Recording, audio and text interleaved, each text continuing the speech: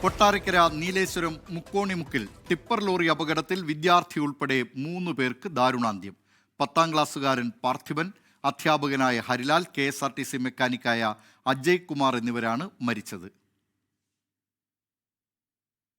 പ്രാഥമികമായി പോലീസിൽ നിന്നും മനസ്സിലാക്കാൻ കഴിഞ്ഞത് ഈ വാഹനം അമിത വേഗത്തിലായിരുന്നു. അമിത വേഗത്തിൽ വന്ന വാഹനം ഈ ബൈ റോഡിലും തിരിയുമ്പോഴത്തേക്കും ആക്സിഡൻ്റ് ഉണ്ടായി.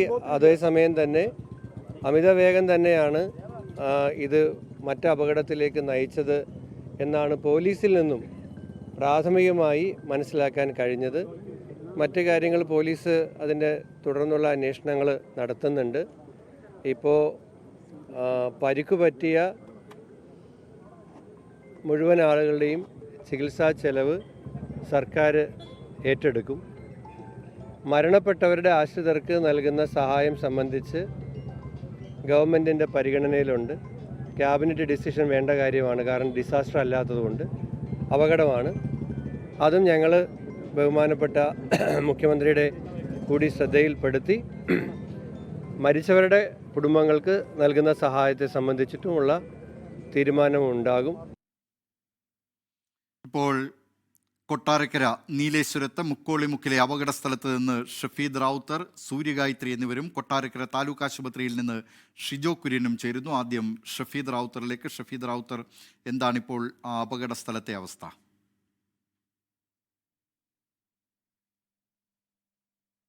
ഇപ്പോൾ 2 മന്ത്രിമാർ, അതായത് ജില്ലയുടെ ചുമതല അല്ലെങ്കിൽ ജില്ലയിൽ നിന്നുള്ള 2 മന്ത്രിമാർ, അത് ബിന്ദു കൃഷ്ണയും അതേപോലെ PC വിശ്വനാഥും ഈ സംഭവ സ്ഥലത്തേക്ക് എത്തി കാര്യങ്ങളൊക്കെ സംസാരിക്കുകയാണ്. അല്പസമയം മുൻപ് മന്ത്രിമാരുടെ പ്രതികരണം നമ്മൾ കേട്ടു.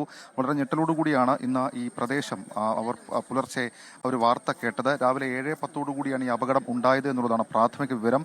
മുക്കോണിമുക്ക് നീലേശ്വരം, കൊട്ടാരക്കര നീലേശ്വരം മുക്കോണിമുക്ക് എന്ന് പറയപ്പെടുന്ന സ്ഥലത്തെ ഒരു T വളവിലാണ് ഈ അപകടം ഉണ്ടാകുന്നത്. ഈ മണ്ണുമായി വന്ന ടിപ്പർ അതൊരു T റോഡിലേക്ക് കയറുന്നതിനിടെ ഇതിന്റെ നിയന്ത്രണം തെറ്റി അതൊരു ബൈക്ക് വെട്ടിച്ചു എന്നുള്ളതാണ് പറയുന്നത്. ആ ബൈക്ക് അടക്കം തെറിപ്പിച്ചുകൊണ്ട് നേരെ ഈ ബസ് കാത്തിരിപ്പ് കേന്ദ്രം, ഒരു പെർമനന്റ് ബസ് കാത്തിരിപ്പ് കേന്ദ്രമല്ല. സാധാരണഗതിയിൽ നാട്ടുപുറത്തൊക്കെ കുട്ടികളൊക്കെ ഇങ്ങനെ ബസ് കാത്തു നിൽക്കുന്ന സ്ഥലമാണ്. അവിടേക്ക് ഇടിച്ച് കയറുകയായിരുന്നു. അങ്ങനെയാണ് ഈ അപകടം ഉണ്ടായത്. ഈ സംഭവ സമയത്ത് ഏതാണ്ട് 15ഓളം കുട്ടികളടക്കം 15ഓളം പേരുണ്ടായിരുന്നു. ഇവരിൽ 3 പേരുടെ മരണം സംഭവിച്ചു എന്നുള്ളതാണ് നമുക്ക് വിഷമമുണ്ടാക്കുന്ന കാര്യം. അതിൽ തന്നെ പറയുന്നു, ഈ കുടവട്ടൂർ സ്വദേശിയായിട്ടുള്ള ഒരു ട്യൂഷൻ അധ്യാപകൻ ഹരിലാൽ 54 വയസ്സ്, അതേപോലെ നീലേശ്വരം മുക്കോണിമുക്ക് സ്വദേശിയായിട്ടുള്ള അജയ് കുമാർ 45 വയസ്സ്, കാർമൽ HSS കടലാവിള കാർമൽ HSSലെ 10ാം ക്ലാസ് വിദ്യാർത്ഥി പാർത്ഥിബ, അദ്ദേഹം കുട്ടിയും മുക്കോണിമുക്ക് സ്വദേശിയാണ്. ഇവരുടെ 3 പേരുടെയും മരണം സ്ഥിരീകരിച്ചിട്ടുണ്ട്. കൂടാതെ 5ഓളം പേർ നിലവിൽ ഇപ്പോൾ ഗുരുതര സാഹചര്യത്തിൽ ആശുപത്രിയിൽ പ്രവേശിപ്പിച്ചിട്ടുണ്ട്. അതിൽ 15 വയസ്സുള്ള 2 കുട്ടികളുണ്ട് എന്നുള്ളതും 3 കുട്ടികളുണ്ട്. അതേപോലെ 13 വയസ്സുള്ള ഒരു കുട്ടിയുണ്ട്. 13 വയസ്സുള്ള നവനീത് എന്ന് പറയപ്പെടുന്ന കുട്ടി, 15 വയസ്സുള്ള ജിബിമോൾ, അതേപോലെ 15 വയസ്സുള്ള ഋഷഭ് കോപൻ, 15 വയസ്സുള്ള കൗശിക. ഇവർ ഈ പറയുന്ന കൊട്ടാരക്കര ഭാഗത്തെ സ്കൂളിലേക്കൊക്കെ പോകാൻ വേണ്ടി ബസ് കയറാൻ വേണ്ടിയിട്ടാണ് ഈ സ്ഥലത്തേക്ക് കാത്തിരുന്നത്.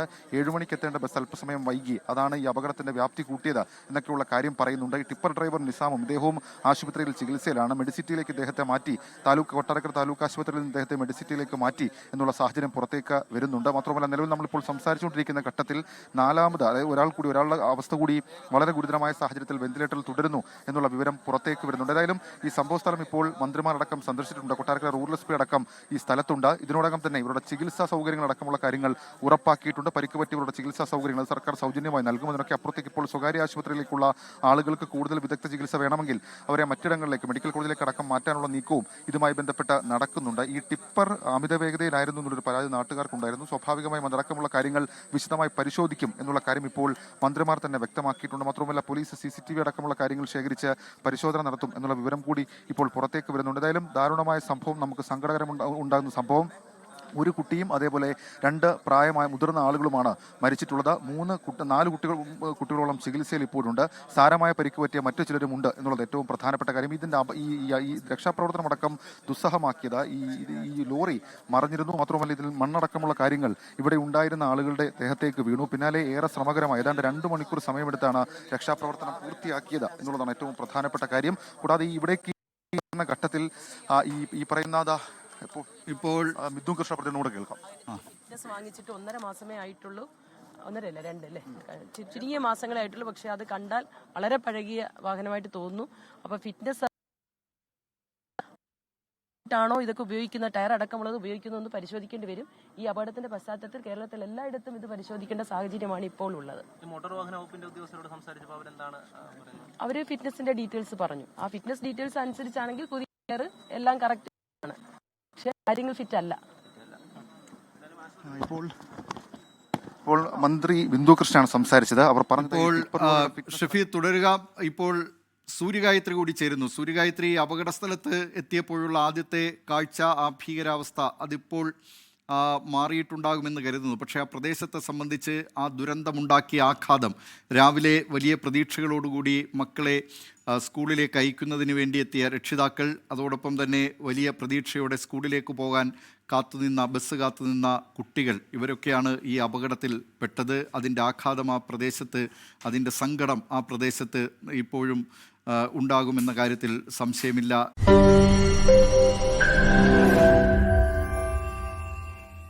ലോകത്തെവിടെയായാലും ഏത് സമയത്തും 24 വാർത്തകളും ഓഗ്മെന്റഡ് റിയാലിറ്റി പാക്കേജുകളും എക്സ്പ്ലെയിനറുകളും വിശദമായി കാണാൻ ഞങ്ങളുടെ യൂട്യൂബ് ചാനൽ നിങ്ങൾക്ക് സബ്സ്ക്രൈബ് ചെയ്യാം.